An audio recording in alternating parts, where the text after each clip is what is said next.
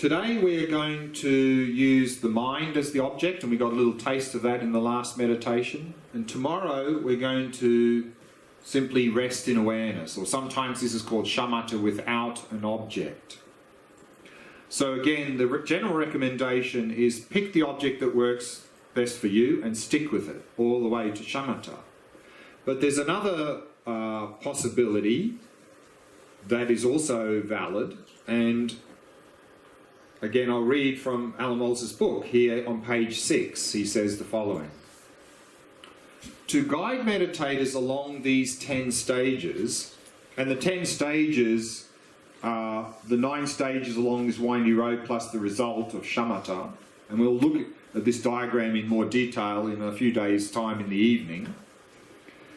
I have chosen from Buddhist teachings 3 techniques that I have found effective for people in the modern world. These 3 techniques are the basis for the 3 divisions of this book. For the first 4 stages, you should practice whatever method you find easiest. By stage 5, the mind is relatively stable and you can move on to subtler techniques. For achieving the first 4 stages, I recommend the practice of mindfulness of breathing, variations of which can be found in Zen, Vipassana and Tibetan Buddhism. Mindfulness of breathing means settling your awareness on the sensations involved in breathing, continually returning your attention there whenever your mind wanders. Beginning with the 5th stage, I recommend a method called settling the mind in its natural state. So that's the practice we're going to do today.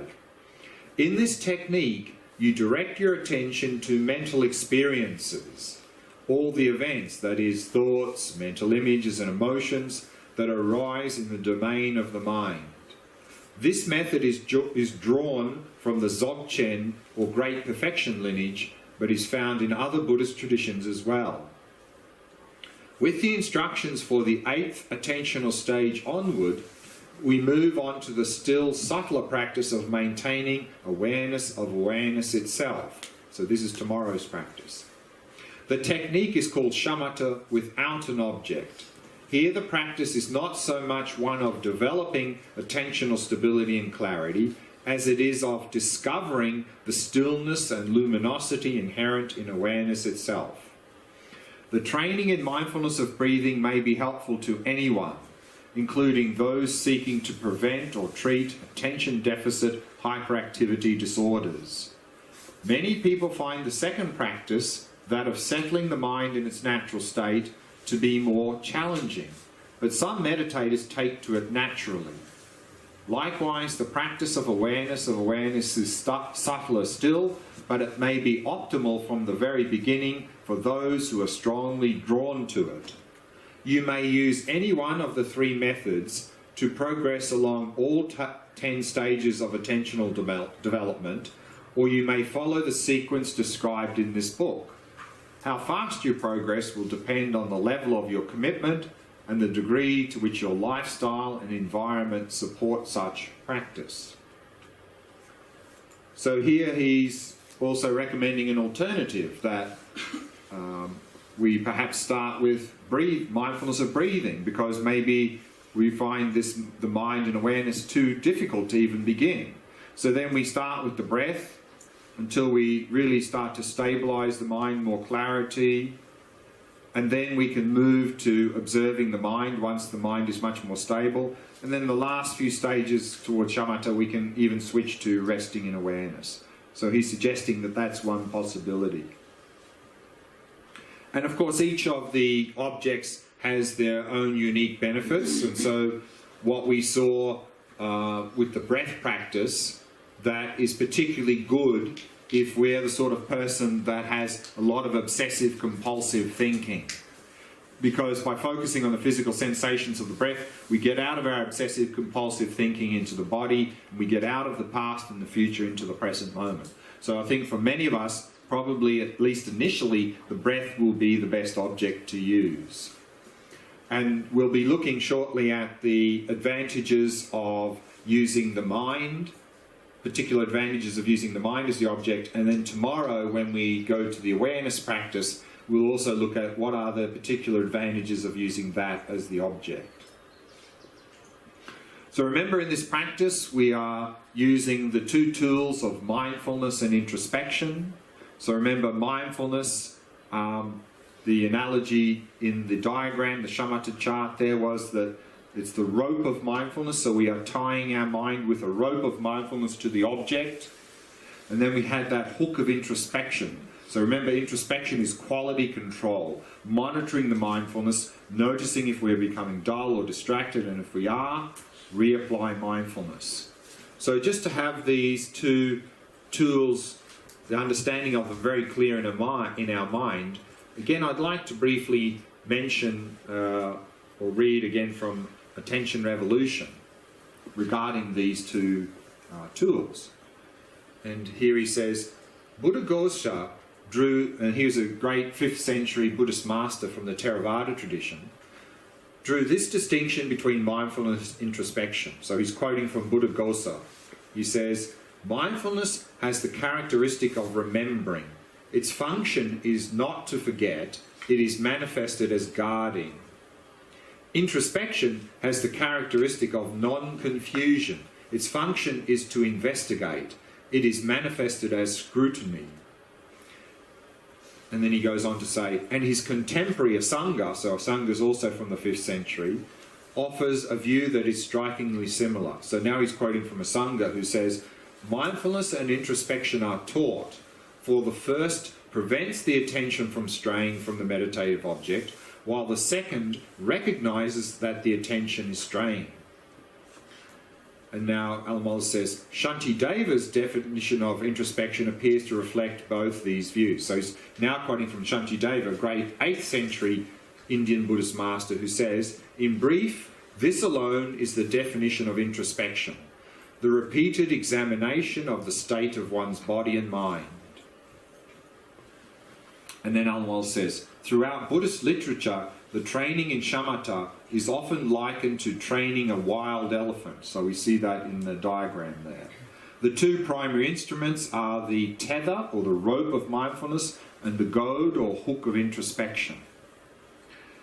Buddhist psychology classifies introspection as a form of intelligence, and its development has long been an important element in Buddhist meditation. A similar mental faculty, usually called metacognition, is now coming under the scrutiny of modern psychologists. Cognitive researchers have defined metacognition as knowledge of one's own cognitive and affective processes and states, as well as the ability to consciously and deliberately monitor and regulate those processes and states.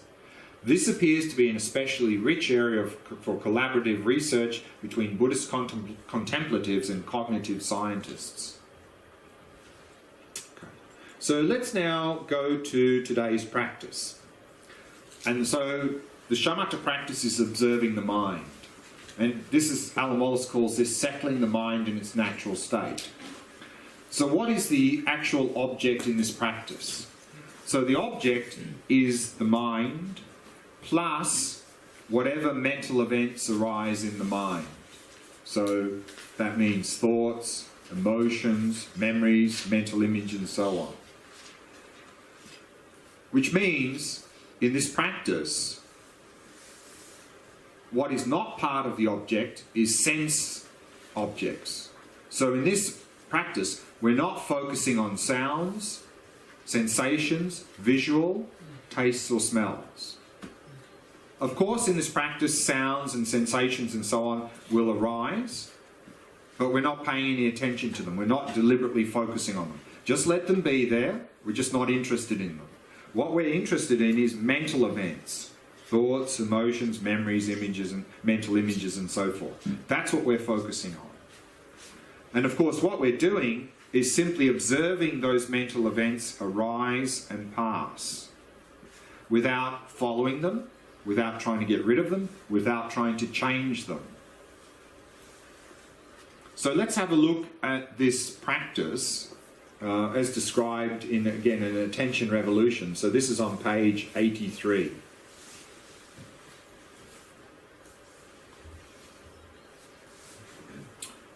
The object of mindfulness in the practice of settling the mind in its natural state, so that's today's practice, is no longer the subtle sensations of the breath, but the space of the mind and whatever events arise within that space. The object of introspection, as in the earlier practice of mindfulness of breathing, is the quality of the attention with which you are observing the mind. So again, introspection is monitoring the mindfulness. And now he's quoting a meditation text which says, "At the beginning, have many daily sessions, each of them of brief duration, and focus well in each one. Whenever you meditate, bear in mind the phrase, without distraction and without grasping, and put this into practice." So here he's commenting on that. He says, "As you venture into this practice, I would encourage you to memorize these quintessential instructions, which are, settle your mind without distraction and without grasping." Practicing without distraction means not allowing your mind to be carried away by thoughts and sense impressions. Be present here and now, and when thoughts arise pertaining to the past or future, or ruminations about the present, don't be abducted by them. As you hike on this trail of Shamatha, don't be a hitchhiker catching a ride with any of the thoughts or images that whiz through your mind. Rather, be like a kestrel hovering motionlessly as it faces the wind, slightly moving its wings and tail feathers to adjust to changes in the currents of the air. Even when your attention is settled in the present, you may still grasp onto the appearances to the mind. Whenever you prefer one mental object over another, whenever you try to control the contents of your mind, and whenever you identify with anything at all, grasping has set in. Here is the challenge at hand. Be attentive to whatever comes up in the mind, but don't grasp onto anything. In this practice, let your mind be like the sky. Whatever moves through it, the sky never reacts. It doesn't stop anything from moving through it. It doesn't hold on to anything that's present, nor does it control anything. The sky doesn't prefer rainbows to clouds, butterflies to jet planes. Whatever comes up in the field of awareness, without distraction or grasping, just let it be. So here, of course, in this practice, thoughts are not problems. In the breath, they were practice. They were a problem. We had to let go of them and come back to the breath. In this practice, let them be. But of course, the challenge is to simply observe thoughts without getting caught up in them, without following. That's the challenge. We're not trying to get rid of thoughts. So in this practice, we're not trying to make the mind still. Whether the mind is still or there's lots of thoughts, equally okay. If it's still, observe that stillness. If there's lots of thoughts, observe the thoughts. Both equally okay. No preference of one over the other. We're not trying to make the mind still. Now, in this practice, it's very much recommended to have the eyes open, either naturally or partially, whichever you prefer. And there's a number of reasons for that. And again, to discuss this, we'll go back to the Attention Revolution on page 86, and he says the following. And again, he starts by quoting a meditation text which says, "Let your gaze be vacant." Now he's commenting. In this practice, it is important that your eyes are open, vacantly resting your gaze in the space in front of you. So remember, we're not actually looking at anything. We're just having the eyes open and resting our gaze in that space in front of us. If you have not meditated with your eyes open, you may find this uncomfortable, but I encourage you to get used to it. That was my experience. When I first started meditating many years ago, I was very agitated, which meant that if I had them slightly open, more agitation. So actually I started meditating with the eyes closed, which was a little bit helpful for agitation, but then of course over time, drifting into dullness. And so then when I was first introduced to this practice, I wasn't used to meditating with the eyes open, and exactly as he said, when I first meditated with eyes open, I found it very uncomfortable. But I actually I got used to it.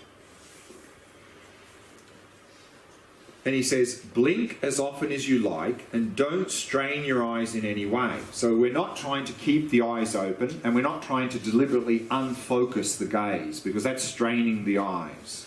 So just blink as often as you need and keep them relaxed.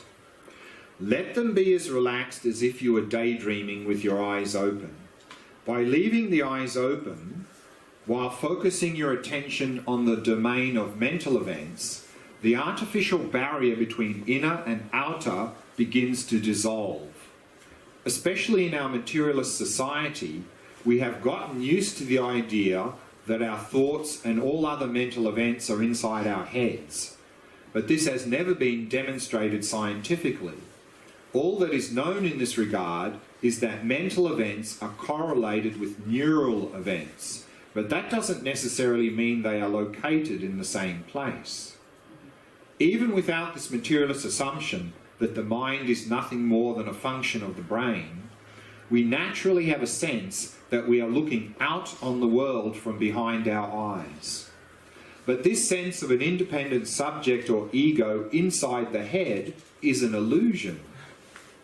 There is no scientific support for such a belief, and when it is inspected through rigorous contemplative inquiry, this autonomous thinker and observer inside the head is nowhere to be found.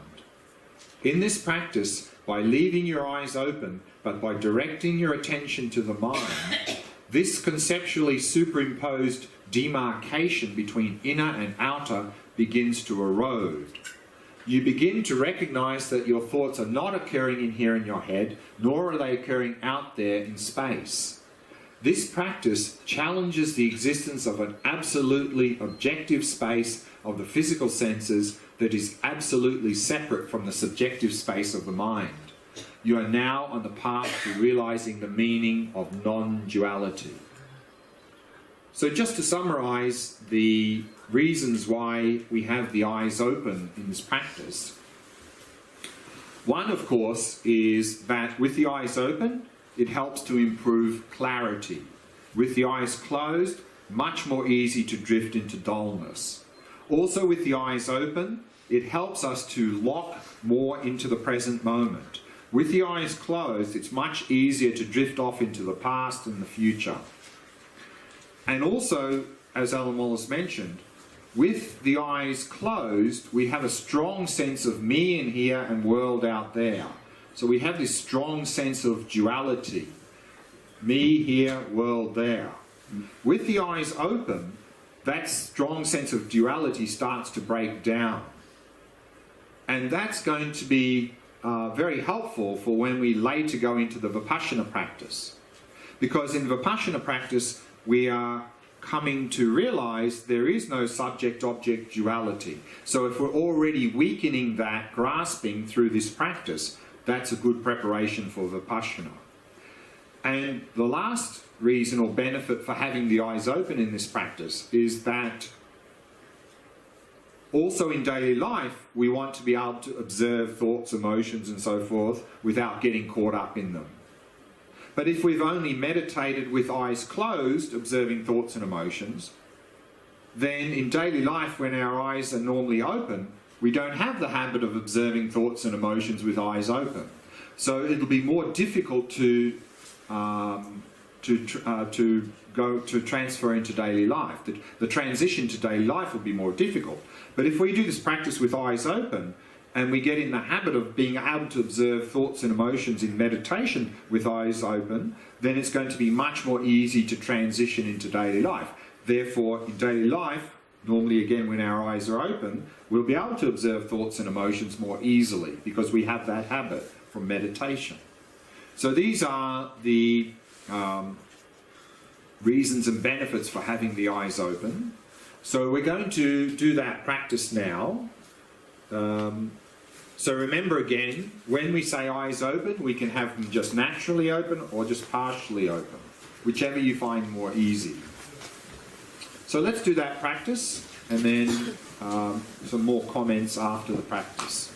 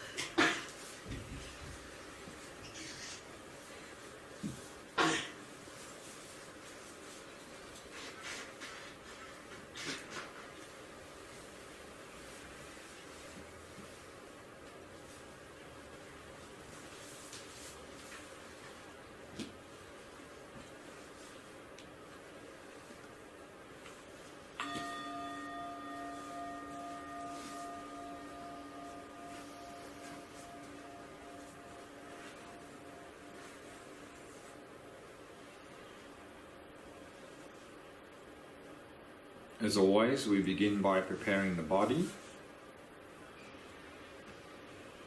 So keeping the back nice and straight. And at the same time allow the entire body to become completely relaxed, completely at ease.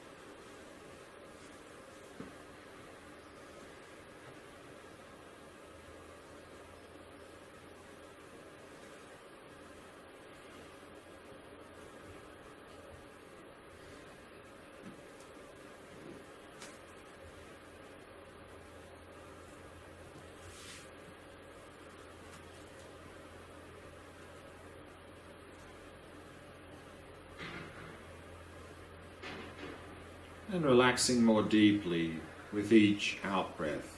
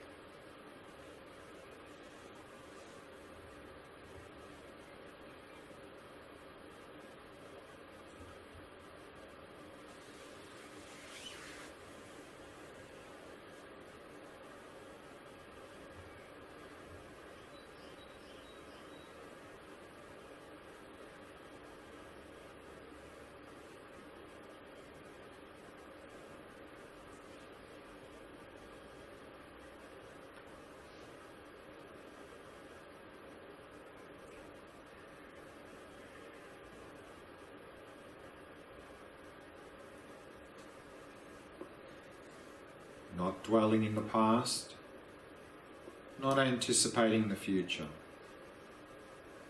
Simply allowing the mind to come to rest in the present moment. Simply becoming aware of the rhythm of the breath.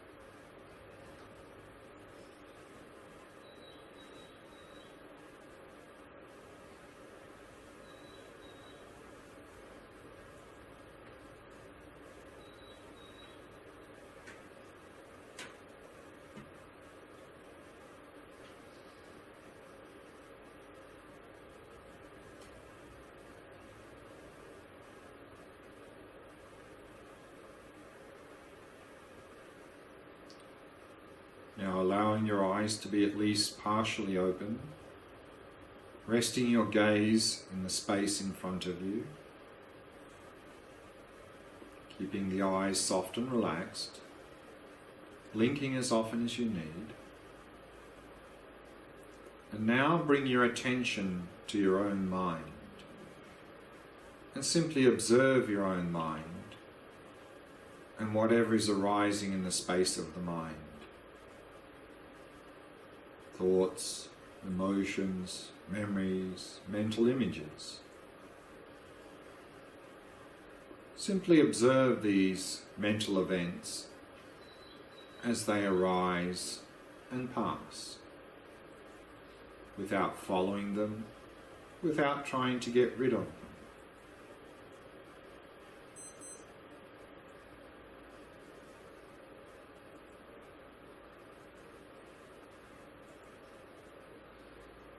Simply be like an impartial observer or witness.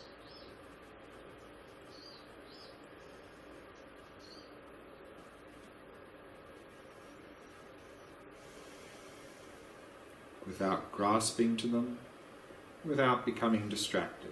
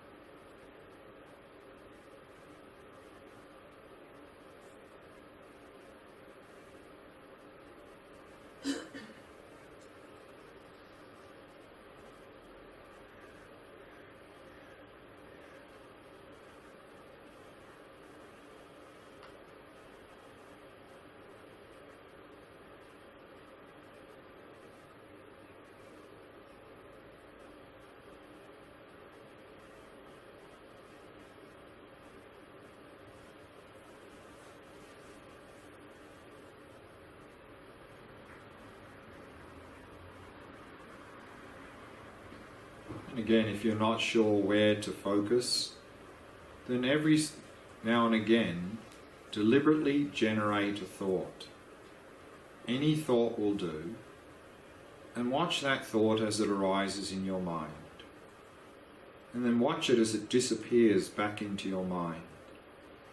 And then keep your attention right where it was. Simply wait for the next thing to appear in that space.